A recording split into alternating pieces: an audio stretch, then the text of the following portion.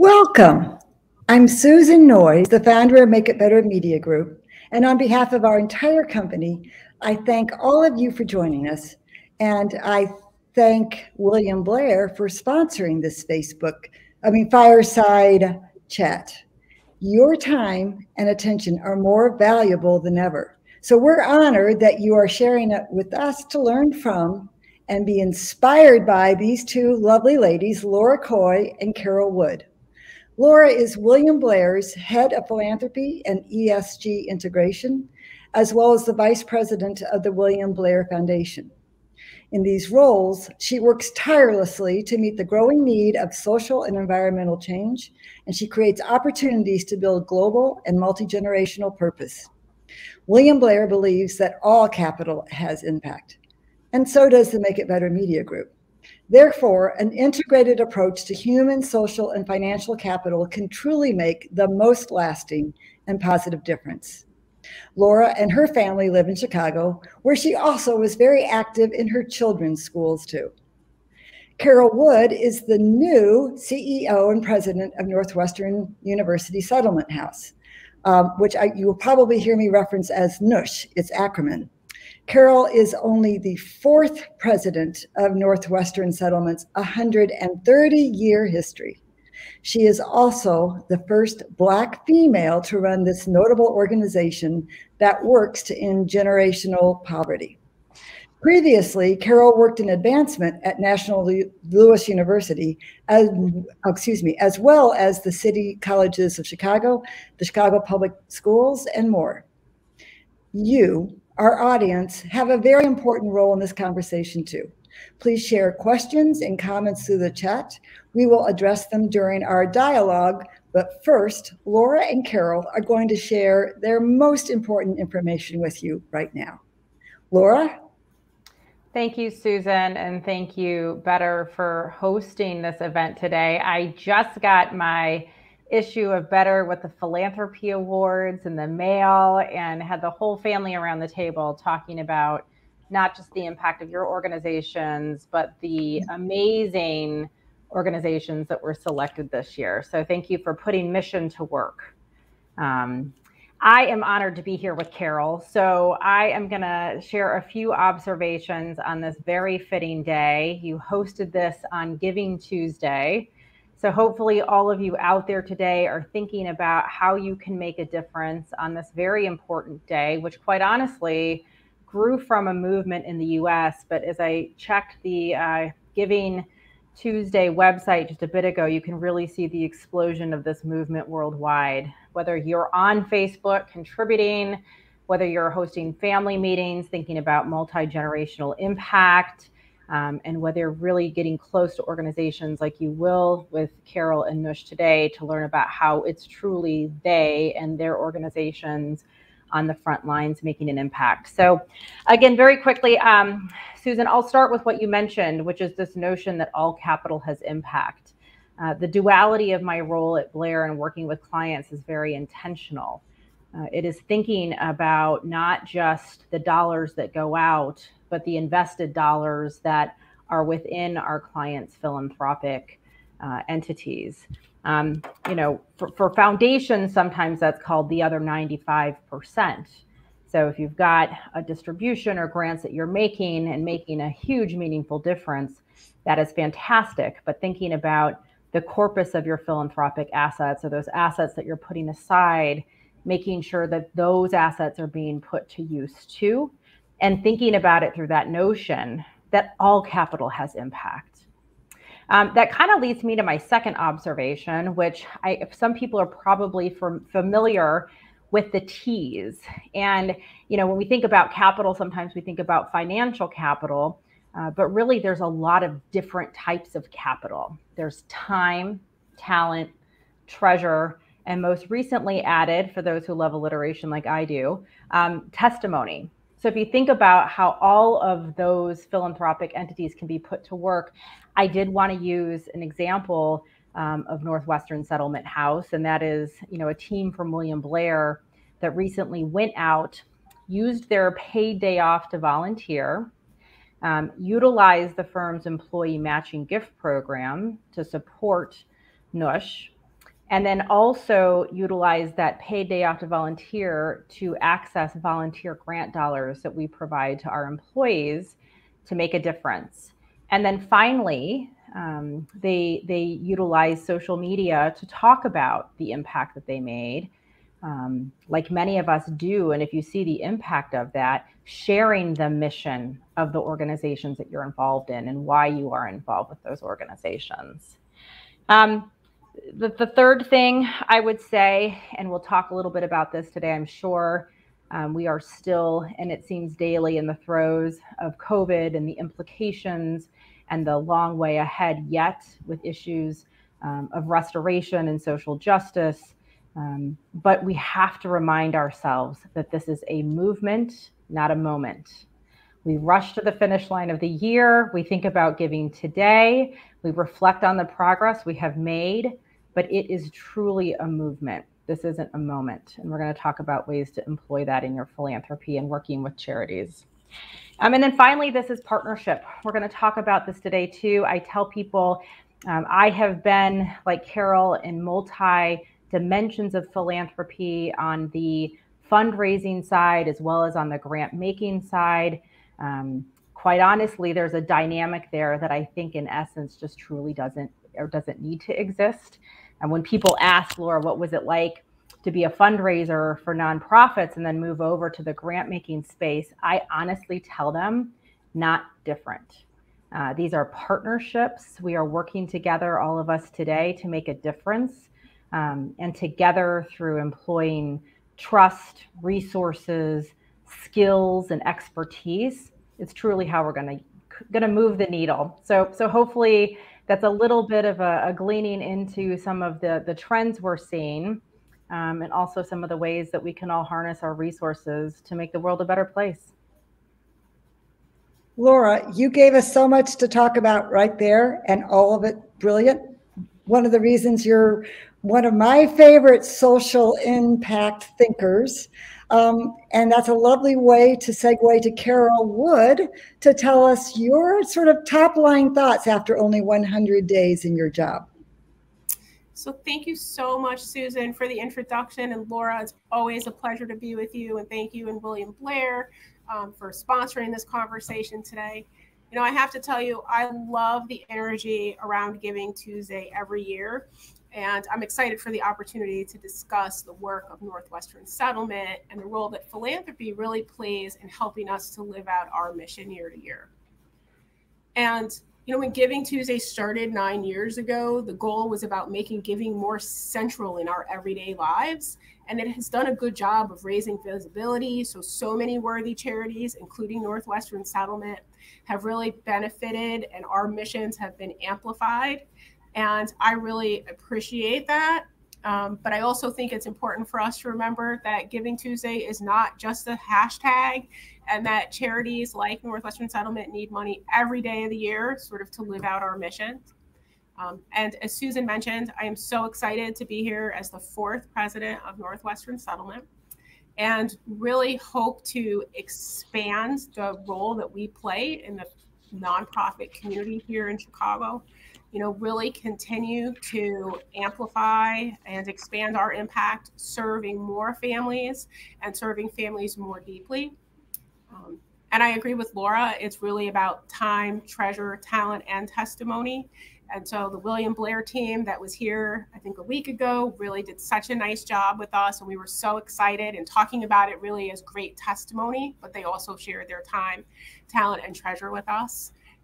And, you know, again, at Northwestern Settlement, philanthropic support is a huge piece of what we're focused on a day-to-day basis. And so I'm really just excited to be here with you ladies today and be here with your audience and just have a big conversation about the work that we do in Giving Tuesday. Thank you so much, Carole. Your comments make me think of 2 important questions to pursue. The first is, you're kind of a leader here, as you know, there's a wave of leadership changing happening. And I love that Laura and William Blair are using their platform to elevate you, to further inspire others and to help grow support for your mission. Could you talk a little bit about being, you know, a Black female on the crest of this changing. We're changing to the next generation. So thank you. Until I got here, I'm not really sure that I saw myself as a leader per se. You see people of all colors in all places, but there is really this wave in Chicago and across the country right now of Black women taking the helm of nonprofit and philanthropic organizations. And I'm so excited to be a part of that. And it's not something I really ever saw in my life, right? I mean, I saw lots of people doing lots of things, but I just never really saw myself as the first Black woman. And so I'm pretty excited to be the first Black person to lead Northwestern Settlement. And it comes with a lot of responsibility. I mean, I feel obligated to really make sure that other women and other people that look like me know that it's a possibility for them to serve in a role like this. And it makes my work here at Northwestern Settlement that much more meaningful. Great. Laura, could you talk a little bit about this too? I love that you are being the champion and you're being long-sighted about the wave. Well, it's vital. I mean, for our communities that we serve to see leadership leading the organizations that are empowering and bringing up that next generation of philanthropists, of wealth, of restoration. I think it's so interesting in a lot of ways because as grant makers, we ask ourselves, how do we integrate diversity and equity into our grant making? And it looks different depending upon your approach to philanthropy. But what is so clear is what Carole just said. There are diverse leaders leading organizations, and our job is to create opportunities, open up networks, think about the resources that we have access to that we can engage leaders like Carole in. I mean, I think of everything from, the Executives Club programming to the Chicago Council on Global Affairs to YPO networks. I mean, these are all networks that are accessible and we have to uplift our leaders. So whether you're looking at grant making through the lens of the organizations you support or the types of programs that you're funding, what is so prevalent and in front of us in this amazing opportunity is to support the leaders of the organizations that we're funding. And really no one encapsulates that better than Carole. And like Carole said, there's many Black female leaders across the country taking the helm of organizations, and it's beholden on us to introduce them to the resources that a lot of corporations and foundations have access to. And you're taking it one step further. When you talk, you're so strategic about developing collaborations and using your role, William Blair, to do that too. So could you speak a little bit more about that? Yeah, I do tell people sometimes corporate philanthropy collaboration is one of the hills I will die on professionally. I think we're making a lot of progress. I think there's a long way to go. I think what's been really beautiful the past few years that I've had the honor of working with our clients who are philanthropically inclined. Sometimes it's not as simple as a vertical of just corporate philanthropists. But if you think about community foundations, if you think about Dr. Gale, if you think about family foundations, individuals who have donor advised funds, or simply just wanting to make a difference and engage in their communities. 10 years ago, we called these public-private partnerships because we were working with government institutions and trying to figure out this intersection between change and change makers. But to come together as a group of philanthropists to get behind an organization, I mean, Susan, your organization, your family supporting Northwestern Settlement, William Blair supporting Northwestern Settlement. I appreciate the nod to our inspiration to host today, but it really is because of a series of conversations where we all unveiled and discovered that we have common interests in supporting their mission. And the more we can do there, the more good our philanthropy will do. Completely agree. I also really aspire to think about areas, regions where there's so much need and there's so much good intent, right? There are a lot of philanthropists or potential donors of time, treasure, and other types of support who all want to do good. And I would love for us to find a way to develop an umbrella approach to supporting the community that Nush serves, and bringing everyone together and making sure that we're supporting everyone brings their strengths, and we're making the time and treasure go as broadly as possible. So if you have any ideas about that, ladies, I would love to know about that. So I think, one idea is obviously people devote treasure, right? And obviously people, we're talking about philanthropy on Giving Tuesday. So we know that people can write a check. But I think some of supporting charities is really about being ambassadors for the work that we do, helping us tell our stories, becoming volunteers, helping us engage other people in our local community and more broadly in the work that we do. I think those are all great ways to really help charities expand on what they do. Yeah, and I would love to know the other organizations that you think do great work in the community that you serve, and who the other significant donors are, and how do we bring everyone around that table to talk and share? That's a thing for us to work toward. Yeah, and I think, Susan, too, the rise of giving circles, whether that's groups of funders coming together to enlighten new philanthropists on the process of grant making. We've seen them as big as, Women Moving Millions to as small as a group of neighbors that are pooling resources to make a difference. We like this trend a lot. I will say too, the other thing, we always say, like, phone a friend. I did have the opportunity to visit Northwestern Settlement when COVID was in full force. I was there personally to see the food distribution they were doing, the preschool that they still had operating, and the programming they were providing their community. And I think to take advantage of that, to see yourselves, the work that's being done is vitally important. We always tell people, take a friend, don't go alone, take a couple people. It is work that needs to be seen, and when seen, it is funded, and people unlock their time, talent, treasure, and testimony. And I would add to that, if I may. So when you think about partnerships, Northwestern Settlement has a food pantry. So supporting the Greater Chicago Food Depository is actually supporting Northwestern Settlement, because that is where much of our food comes from. We offer bilingual mental health services, but we do that in partnership with Children's Home and Aid Society. So again, supporting Children's Home and Aid is supporting the services of Northwestern Settlement as well. And I think it's really important for us as nonprofit leaders not to see each other as competition, but to really look more holistically at how together we can serve our communities. That is a perfect example of what I'm trying to flesh out. Thank you so much, Carole. Can you talk a little bit more about the services at Northwestern Settlement? Sure, I'd love to. So as you know, we're 129 years old. We are still here on the corner of Augusta and Noble. We offer early childhood services, so 0 to 5. We have a K-8 charter elementary school, bilingual mental health services, a food pantry and emergency services. We run an AmeriCorps program, and we run a residential camp in Delavan, Wisconsin, where young people have the opportunity both to go to, sleepaway camp in the summer and outdoor education programs during the school year. So there used to be many, many settlement houses in Chicago, and there aren't so many anymore. It's interesting that Nush has survived and even thrived and grown the programs that you have. Can you talk about the why behind that, and then how to use that information to deepen and grow the relationships you have?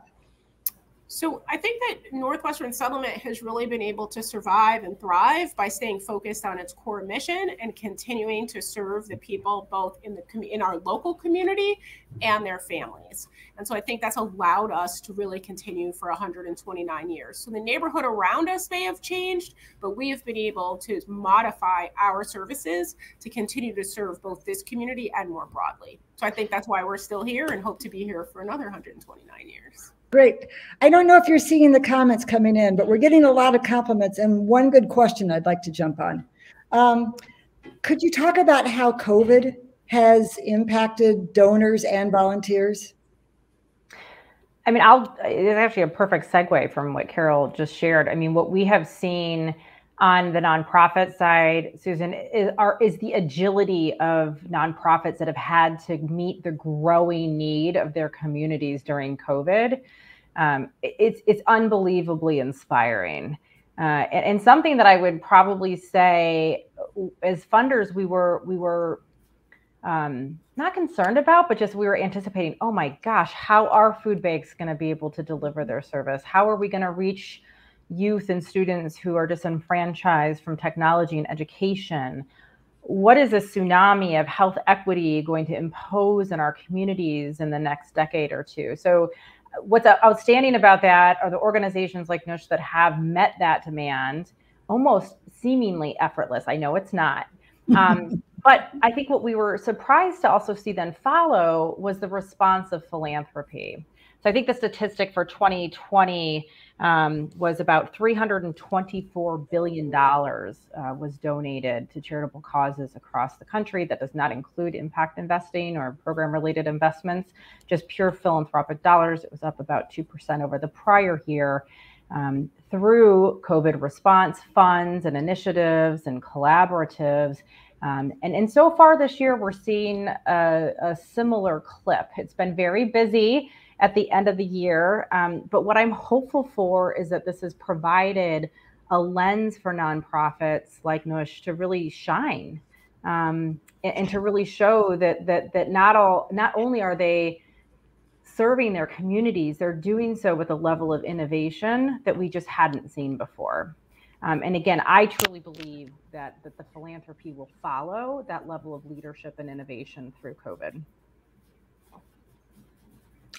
You know, the world is full of good, and there's a tsunami of bad news. There's a tsunami of good, and we're so excited to have the opportunity to tell that story and elevate the good that's happening. There's a concept that I think that William Blair is pioneering, and it's flowed from this, and it is trust-based philanthropy. And it's my understanding that it's like, in part because of COVID, you know, significant donors wanted to know exactly, they wanted to restrict their giving to the program that they really believe in. Yeah, I love to, this is an example.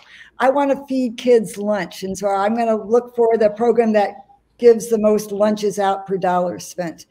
COVID caused everybody to have to change and respond to needs quickly. And I feel like it opened the door to unrestricted giving and trust-based giving. So could you talk a little bit about that, please? Yeah, you know, during COVID, a lot of funders did unrestrict their giving that might have been previously restricted, and restricted isn't bad. Programmatic funding is not a bad thing. It can be quite catalytic. You know, we saw a shift in the types of programmatic funding where funders were really looking at capacity building grants versus, you know, programmatic grants, but making sure that the funding is aligned to the mission of the organization you are investing in is key. You know, and trust me, if you are interested in something, there is an organization out there doing it. So sometimes it's a matter of finding that right partner. You know, at the end of the day, you know, there's a great conversation around philanthropy. And is this giving back? Is this investing in? Is this doing good? What is altruistic about this? I think what's altruistic about it, Susan, is giving the funds to the organizations who know their constituents the best and empowering them to make their difference. And over time, if there is a programmatic theme that evolves that a funder is excited about, or even on the front end through a discussion with an organization, you know, but the key being the conversation and the partnership that we talked about at the beginning, and empowering leaders like Carole and her team and staff who are providing the services every day to help direct those dollars. So we view this as trust-based because we have trust and relationships with our grantees. We view this as capacity building because we know these organizations need more funds to thrive, not just survive. And we're really excited and inspired by the partnership that we build with the organizations over time. And that it lends a little bit to that, like this is a movement and a movement and a mission, not a moment. Like when you write that check, you might feel really good, and you should feel really good. But when I can sit here and listen to Carole talk, or I can go down to the settlement house and see their mission, like that is everlasting. And I think relationships are key to this work, Susan. Relationships are the key to everything, really. We do business with those we trust. And it's all about relationship.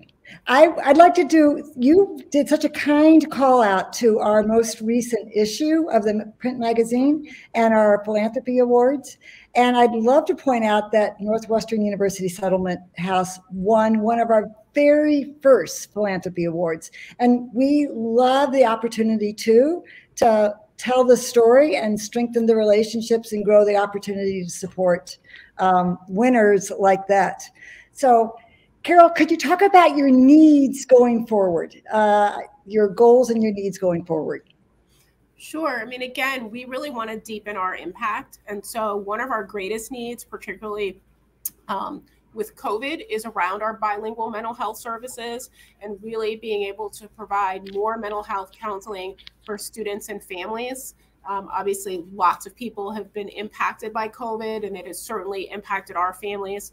And so being able to provide additional mental health services is one of our greatest needs going forward. We always have needs. We're looking at teen programming. We want to expand our programming to really round out how we serve young people. We believe that at Northwestern Settlement that we are working to disrupt generational poverty, and we know we can't do that by saying, see you after 8th grade, you've graduated. Mm-hmm. And so we're really looking at how we can do more to serve young people post 8th grade. So that'll be an emergent need for us. And then continuing to support our charter elementary school is always a big need as well. So, as you know, great schools have great extracurricular activities and STEM programming and just enhancements for students. And so we're always looking for ways to provide additional resources for students.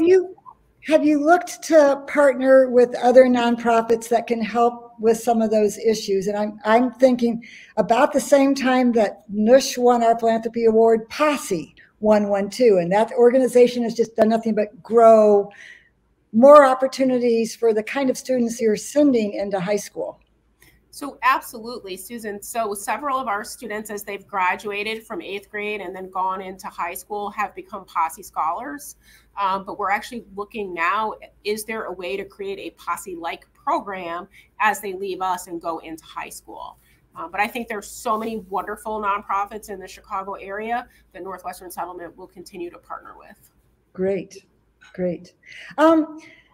I don't think it's an accident that we have 3 women on this screen and that there is a, growing movement for women to be the leaders and the diverse leaders in this sector.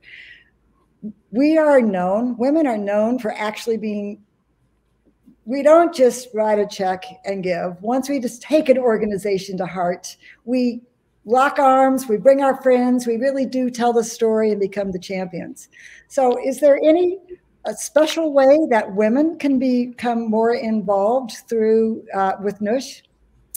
Absolutely. I think one way that women could become more involved would be as mentors for some of our young ladies who are in our charter school. Obviously, I had mentors growing up, and I think if you see something, you can certainly do it. So we'd love to have more women join us as mentors. Obviously, there are opportunities if people are interested in serving in a food pantry. There are opportunities to do that. We certainly have women's-based auxiliary boards if people are interested in that. But I think there are all kinds of ways, and would love to consider other options that women might be interested in. But the first thing that really comes to mind is mentoring for young women. Thank you. Laura, any ideas from you? Yeah, we're watching this very closely. If you look at the great wealth transfer that is upon us, a majority of wealth is going to be transferred to women versus men for the first time in an episode like this. We know already that women have a higher propensity for not making a donation, but making a second donation, and not just making the donation, but volunteering. Not just volunteering, but championing their families to get involved in multi-generational supportive organizations. So I think this next decade is going to really unveil the power of women in finance as well as philanthropy. And we're very excited about that. We completely agree at Make It Better Media Group too. Can we talk a bit more about corporations though, and ESG and the trends you see in general for that group, and then tie that very specifically to what everything that we could do, the corporate world could do to be more supportive to Nush. Yeah, and keep me honest about this. From a timing perspective, I could talk about this for a while, but I think it's very important, and many companies are integrating ESG to the core of their mission and their values. It's very clear what William Blair's mission statement is. It is to empower our colleagues, it is to engage in our communities, and is to deliver client success. And those are not three distinct mission statements, it's one. And they're interconnected, and they're interconnected through what we do and how we do it. And Susan, it's very important for us to walk that talk and to prioritize what we're funding externally with how we're raising the bar internally around our commitment to the environment and sustainability, our commitment to inclusion and diversity at our firm, and our commitment to, again, empowering our colleagues, for William Blair in particular, to deliver world-class philanthropic programs across the globe. We just announced today our global community partners, through which we fund about $1 million every 2 years to organizations in each of our geographies, through which it is our employees who are actually nominating organizations to support, born from their experiences, leading on boards or volunteering with organizations. And it's a pretty unique concept. We do not dictate focus areas. We try to inspire momentum, and more corporations are doing that. It's astounding. There's an annual report that comes out from the Committee for Encouraging Corporate Purpose, CECP, called Giving in Numbers. You can download it. It's a great read, but I think what you'll find is more than 90% of corporations offer employee matching gift programs. We are all encouraging our employees to serve on boards. We are thinking very authentically about doing good with what we're good at doing. It's why I love having conversations around finance and philanthropy at the same time, but that might be a completely different conversation than an insurance company or an industrial supply company.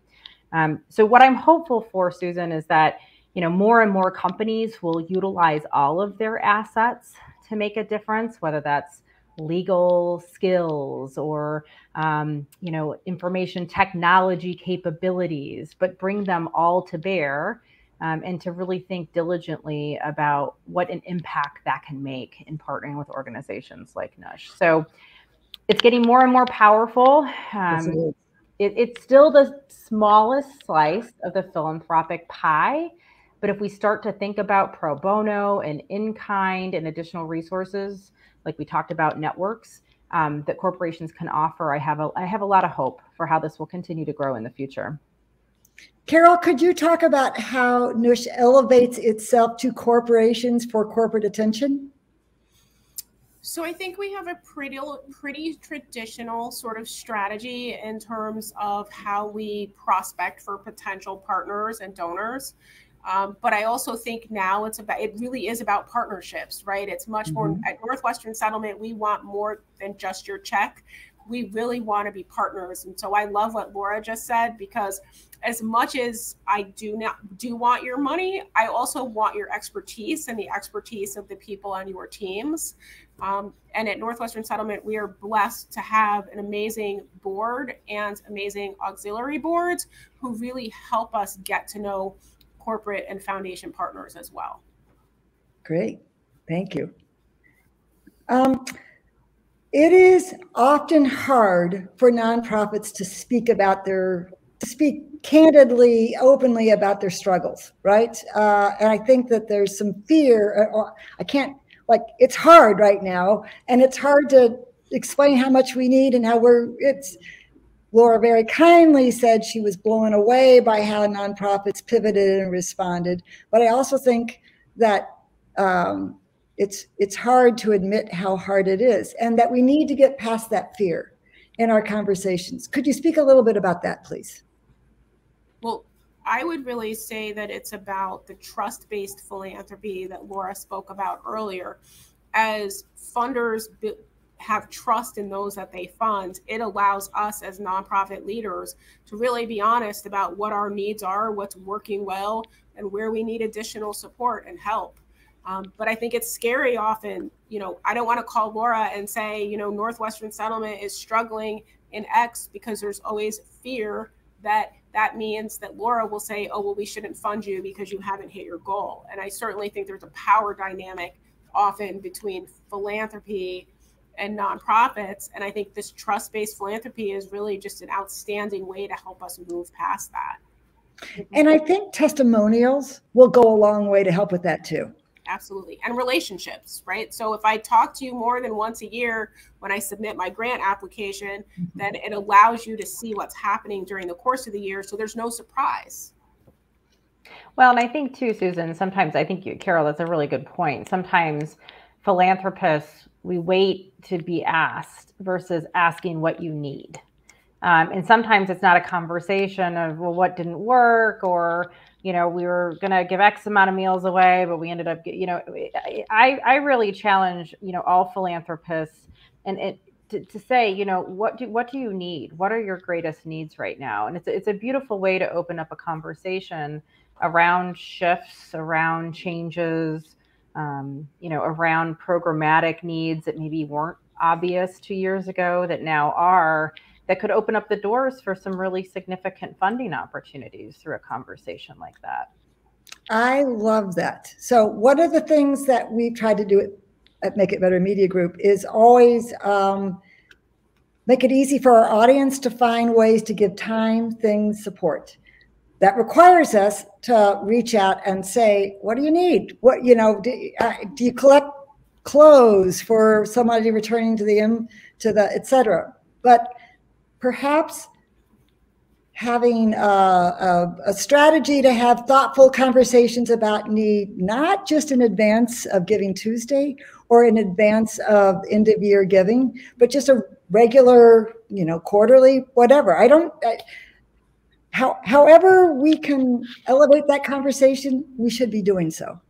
Yeah, I'll give you a great example. I was so excited last night. I was talking to a nonprofit and we were talking about their challenges, and they said, our computers are so slow. And I was like, oh, we can find you computers. And it's just like sharing those challenges and figuring out, wow, if you had a better network, or if there were better infrastructure, think about how many more people you could be serving or where you could be spending your time. So, and like you said, Susan, that takes conversations, but, just because you're asking what a challenge is or what you need doesn't mean you're on the hook to fund the whole thing. It just means you're unveiling something that you can bring to the broader funding network, or maybe you do know someone that could get, 10 computers to help with some infrastructure needs. Great. Are there anything needs that you have, Carole? So we've talked about the sort of support for the mental health. You suggested mentorship. If people are just donating things, they've organized their home and they have some furniture or whatever it is, can you give us your shout out for these are the things we need? Sure. So in conjunction with our food pantry, we also run emergency services. So any of our families may show up and say, I've had a fire or I've had to move. So we do accept donations of clothing. We accept donations of furniture, things like that we're able to then help our families. Books. So one of the things that's come up recently is lots of our young people don't have books at home. Right. And so we are on the hunt now for books and more to build out the libraries in our schools as well. So I think any sort of product like that, Northwestern Settlement would be great. So let's talk Bernie's Book Bank, which also won an early philanthropy award. Let's make sure that you have a strong partnership there, because they love to deliver books. Great. So that would be wonderful. I think we do partner with Bernie's Book Bank, but I think we could certainly deepen the partnership and are always interested in additional books. And frankly, bilingual books are also a really big need for our families. Oh, that's so good to know. And our audience does like to organize and give away books. So we'll do all we can to help in that regard. Is there anything else that is important to you to say to the world and our audience on Giving Tuesday? Well, it's important to me to say thank you again to you, Susan, and to you, Laura, and to your audience.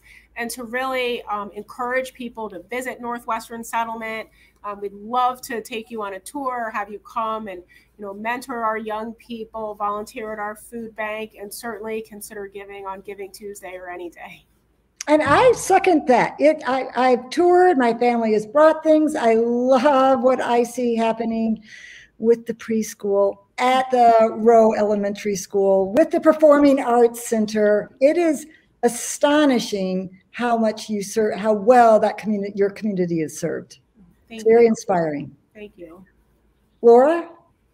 Yeah, I would just encourage everyone to think multi-generationally about engagement. I'm encouraged by the younger generation and their appetite for social change and social justice and equity. But that doesn't have to start when a child is a teenager. We have families who are involving their children as young as 2 or 3 years old in volunteer opportunities, and having conversations around causes. It doesn't have to be a specific organization, just things that children are passionate about and what they care about. And over time, developing a conversation and a family commitment to that purpose of capital that we talked about before. So I am inspired. I think the multi-generational approach to philanthropy can start as young as you want it. And to make those connections to what Carole was talking about earlier, those relationships are going to thrive and flourish as peers over time of youth in our communities to come together, to see each other and to serve each other, and to strengthen that future of not just philanthropic trust, but also partnership. So get your children involved, get them involved early, your nieces, your nephews, your neighbors, really make it a team approach. I love that. And that ties directly into one of my favorite quotes, which is, we make a living by what we earn. We make a life by what we give. And no life with your kids feels better than when you are giving and serving and doing for others together.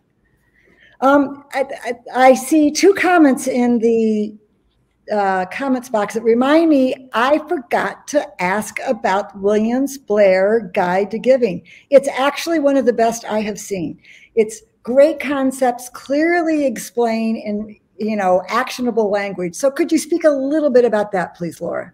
Yeah, we have a series of thought leadership that we put out based upon the trends we talked about. We actually have a philanthropy in the age of constant disruption. The one that came out last year was just disruption. So we added the word constant, actually put in some additional themes that we've seen, like moonshot philanthropy, catalytic philanthropy, what that looks like. The piece you're talking about, Susan, is we tried to make it very comprehensive yet simple to look at the ways you can give, because a lot of people think just directly of cash, but if you think about appreciated securities right now, if you think about complex assets, real estate, donations from IRAs or other types of giving, like planned giving or making provisions for estate gifts or bequests within your estate. There are a lot of different ways to make a significant impact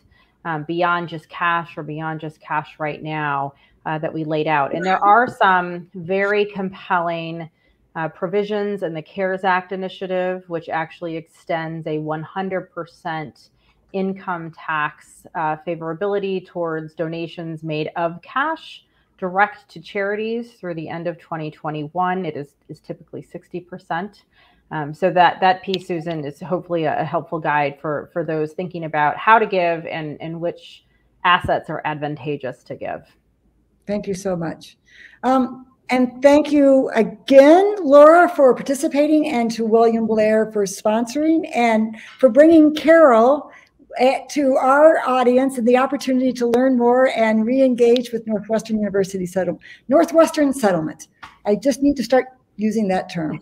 This has been an energizing conversation for me, an enthusiastic response I see in the comments. And I'm very hopeful that not only did we help a little bit with your Giving Tuesday, but with growing additional support going forward, and look forward to following up with you to learn more.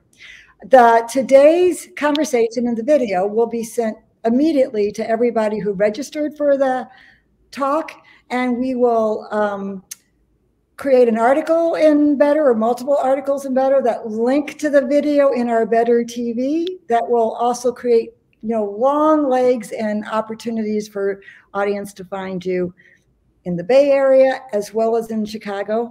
I encourage everyone to learn more about Nush and to learn more about William Blair and the ways they can help your family and your business. And please subscribe to our email newsletter, which is our Better letter, and follow our social network and bring important stories that you want to share with the world to us too. Thank you so much, ladies. Thank you for making it better. Right. Thanks for making it better, and thanks for having us. Such a pleasure. Thank you.